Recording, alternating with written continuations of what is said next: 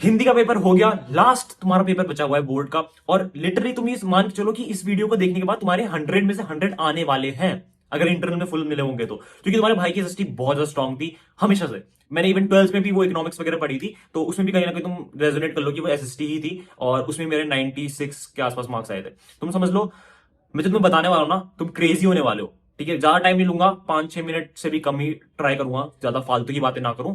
Start करते हैं with की जो गैप डेज है, इसमें तुम लोगों को प्रॉपर अच्छे से यूटिलाइज कैसे करना है एंड मैक्सिमम मार्क्स तुम कैसे ला सकते हो। बिफोर स्टार्टिंग बिल्कुल डरना नहीं है, ठीक है। तुमने कुछ, मुझे पता है तुम में से बहुत सारे लोग ऐसे हैं ना जिन लोगों ने एसएसटी में कम पढ़ा होगा, ठीक है, क्योंकि साइंस से फोकस होता है, किसी का मैथ से फोकस होता है, एसएसटी को कहीं ना कहीं एक सेकेंडरी सब्जेक्ट तरीके से लेते हैं।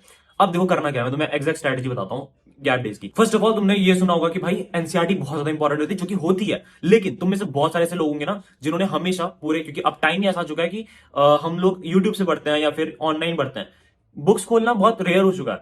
लेकिन अब मैं तुम्हें बोलूंगा कि बुक्स निकालो, एनसीईआरटी निकालो और पूरी पढ़ो, तो वो कहीं ना कहीं मुश्किल है ना, कि 4 बुक्स तुम 4 सब्जेक्ट्स की अब कैसे पढ़ लोगे 5 दिनों में, तो मुश्किल है कहीं ना कहीं। लेकिन करना कैसे, मैं एग्जैक्टली वो बताता हूँ कि कैसे तुम कर सकते हो। एनसीईआरटी इंपॉर्टेंट है, राइट, लेकिन अब तुम क्या करो, बुक निकालो, ठीक है, जो भी एनसीईआरटी बुक है खोलो। अब जो भी चैप्टर तुम खोल लो, उस चैप्टर में तुम लोगों को कुछ ना कुछ की टॉपिक्स मिलेंगे। अब उन की टॉपिक्स को तुम्हें लिखना है, अलग से लिखना है। ये मत सोचना कि यार ठीक है चलता है भाई, लिखी तो हुई है बुक्स में, है ना, क्या करूं। तो एक कॉपी लो और चैप्टर का नाम डालो और की टॉपिक्स लिखो। फॉर एग्जांपल एक चैप्टर है जिसमें 10 की टॉपिक्स है, ठीक है, टॉपिक्स है बेसिकली जो मेन हेडलाइंस होती है ना, वो है। अब उनको ना अलग से तुम्हें लिखना है और उन्हें अलग से पढ़ना है, मे बी रेफरेंस की मदद से, मे बी यूट्यूब की मदद से, किसी भी चीज की मदद से जो कि सेकेंडरी होगी। प्राइमरी क्या है, एनसीईआरटी। अब एनसीईआरटी तुम रीड करने जाओगे तो मुझे पता है बोरिंग लगेगी, तो क्या करो, मे बी यूट्यूब पे जाके देख लो। फॉर एग्जांपल अगर देख ले, मान लेते हैं तुम लोग कोई यूट्यूब पे कोई टीचर को फॉलो कर रहे हो, जैसे हमारे टाइम में हम फॉलो करते थे संजीव सर हो गए, अब तो शायद पढ़ाते नहीं होंगे, दिगराज सर आते थे, ठीक है, शायद दिगराज सर तो अभी भी रेलिवेंट है, मुझे पता है वो पढ़ाते हैं अभी भी। दिगराज सर को एक बार तुम देखना, अगर पढ़ाते हैं ना अभी भी, तो उनसे अगर तुम्हें वो मिल जाए, ठीक है, उनकी लाइव मैराथन या फिर वीडियोज वगैरह मिल जाए, उनको जरूर कंसिडर कर लेना। वो तुम लोगों का एज बैकअप ऑप्शन बन जाएंगे। अब मैं ये नहीं बोलूंगा कि प्रॉपर रिप्लेस कर दो, रिप्लेस तुम कर सकते हो, कब, अगर तुम लोग को आदत है ही नहीं, तुम पढ़ ही नहीं पा रहे हो एनसीईआरटी से। लेकिन तुम बिल्कुल भी करना चाहते हो ना, तो क्या करो, स्टिल तुम लोग मान लेते हैं, तुम लोग दिगरा सर की तुमने यूट्यूब लाइव खोली। अब तुमने क्या करा कि तुम लोगों को एटलीस्ट वो साइड में जो मैंने तुम्हें कॉपी बोली ना, वो होनी चाहिए तुम्हारे हाथ में। उस कॉपी में तुम लोगों ने वो 10 टॉपिक्स लिखे होने चाहिए, ताकि सर जब पढ़ाएं भी तो तुम लोग वहां पे टिक मार दो। कुछ करना नहीं है, एक्स्ट्रा नहीं करना है, खाली टिक मारना है, ताकि तुम्हारे ब्रेन को पता चले कि कितनी प्रोग्रेस हो चुकी है, सर ने कितनी प्रोग्रेस कर ली है उस चैप्टर में पढ़ाने में, और हमने कितनी कर ली है।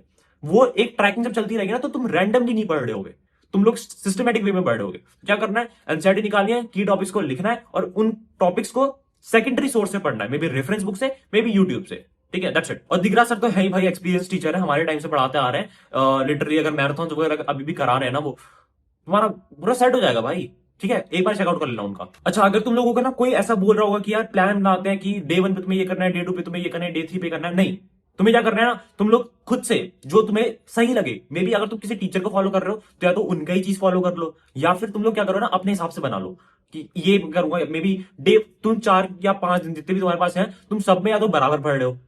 कैसे कर सकते हो कि सुबह तुम उठे और सुबह से 10 बजे तक, सुबह के 10 बजे तक तुम लोग को हिस्ट्री पढ़नी है, फिर दिन में 2 बजे तक तुम लोगों को सिविक्स पढ़नी है, ज्योग्राफी, जो भी तुम्हें पढ़ना है, ठीक है, शाम के 6 बजे तक एक अलग इंटरवल, और 6 से रात के 10 बजे तक एक अलग इंटरवल। अब तुम्हें या तो ऐसे बना लो, या फिर क्या कर लो, डे के हिसाब से तुम्हें तो सही लगे, कुछ स्ट्रिक्टली फॉलो मत करो, ठीक है, कि स्ट्रिक्टली यही करना है मेरे को क्योंकि मेरा दोस्त ये कर रहा है, मे बी क्योंकि यूट्यूब पे 10 तरीके की वीडियो मैंने देखी है।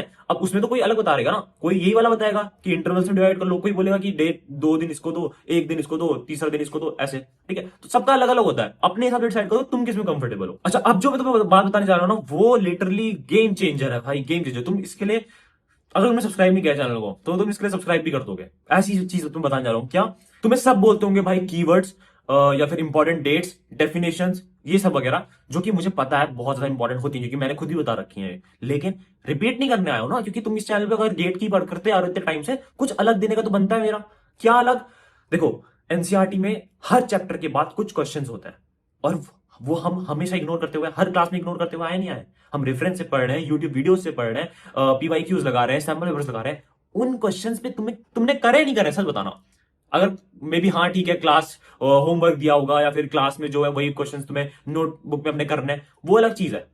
लेकिन अगर तुम लोगों ने वो खुद से नहीं बनाया, प्लीज उनको बना लेना, एटलीस्ट उनको बना लेना। क्या करना है, जब ये लास्ट के डे पे करना, मान लो 7 तारीख को तुम्हारा एग्जाम है तो 5-6 को कर लेना। ये जो चैप्टर खोला लास्ट में खोला, उसके उसमें क्वेश्चंस दे रखे होंगे 4-5-10 जितने भी क्वेश्चंस होंगे, उन सबको खुद से बनाओ, चैट जीपीटी से नहीं, यूट्यूब से नहीं, कहीं से देख के नहीं। ऐसा समझो कि ये पेपर में आया हुआ है, एग्जाम में आया हुआ है, तो ऐसे करके उन क्वेश्चंस को बना लेना, बिल्कुल बिना देखे, ठीक है, बिल्कुल प्रिपरेशन करने के बाद लास्ट में, ठीक है। ये मेरी सबसे गोटेड और अंडररेटेड टिप होने वाली है। तुम लोग लिटरली उस चैप्टर को फाड़ दोगे भाई।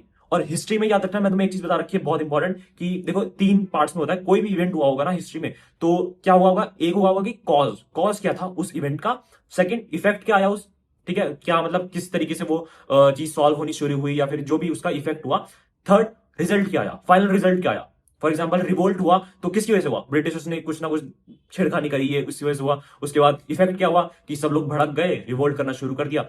रिजल्ट क्या आया, एंड रिजल्ट की ब्रिटिशर्स भाग गए। ऐसा कुछ, मतलब समझ रहे हो, एक 3 पॉइंट्स में सब चीज डिवाइड होती है हर इवेंट। और हिस्ट्री में जो भी पिक्चर्स होंगी ना, पेंटिंग्स होंगी, उनको एक बार जरूर देख लेना, उनसे रेजोनेट करना कि उनकी क्या इंपॉर्टेंस है, क्योंकि हम हमेशा उसको स्किप ही करते हुए आए हैं, याद होगा, क्योंकि हमें समझ में नहीं आती क्या पेंटिंग है, क्या समझ, कुछ समझ में नहीं आ रहा होता है। लेकिन एक बार उसको अंडरस्टैंड कर लेना कि क्या है ये, ठीक है, हिस्ट्री में ये सब जाएगा। और ज्योग्राफी तुम्हारी कहीं ना कहीं थोड़ी साइंस बेस्ड होती है, कि यार मेजर्स क्या है या फिर वाई क्या है, क्यों होता है, मतलब थोड़ा साइंटिफिक टाइप की होती है, तुमने देखा हो। और इकोनॉमिक्स तुम्हारा बिल्कुल हलवा है, कुछ भी नहीं है इकोनॉमिक्स में, ठीक है, जितना भी है मतलब है, कुछ ऐसा नहीं है कि कुछ भी नहीं है, लेकिन कुछ जो भी है आसानी है, कुछ बहुत टेंशन लेने वाली बात नहीं है, कुछ अलग से टिप वाली बात नहीं है, ठीक है। सिविक्स में रियल लाइफ एग्जांपल्स तुम डाल दोगे, डेफिनेशंस अगर तुम याद कर लोगे, रट लोगे, की लाइंस होती हैं कुछ जो तुम्हें रटनी होती है, ठीक है, सिविक्स में। और जितनी तुम स्पीड से पढ़ने की कोशिश करोगे ना, उतना तुम्हारा फायदा होगा। कि बेसिकली ऐसा मत सोचो कि डे 1 पे मान लो 3 तारीख से तुम शुरू कर रहे हो, तो तुम सोच रहे हो कि यार ठीक है थोड़ा सा डिले करता हूं, शाम से शुरू करता हूं, या फिर ऐसे कर, नहीं, एक टाइम लिमिट सेट करो हर चैप्टर की, 1 घंटा 2 घंटा ऐसे करके ट्राई करो। कि ऐसा सोचो कि तुम लोग का एग्जाम ही 5 तारीख को है, 6 तारीख को है, ताकि तुम लोग को एक्स्ट्रा टाइम मिले, जब तुम 5 तारीख को पहुंचो तुम्हें लगे कि हाँ भाई एक्स्ट्रा टाइम बचा हुआ है। और तुम्हारा लास्ट एग्जाम है, मैं कुछ बहुत लास्ट मोमेंट वाली चीजें तुम्हें शेयर करूंगा फॉर योर लास्ट, और एक मैसेज भी शेयर कर दूंगा, क्योंकि this was a great year, ठीक है। तो एग्जाम से एक दिन पहले 6 तारीख को stay tuned for that video, ठीक है, उसमें कुछ इंपॉर्टेंट टिप्स डालूंगा। That's it for this video. See you in the video. Keep us linked. Be a man. Peace.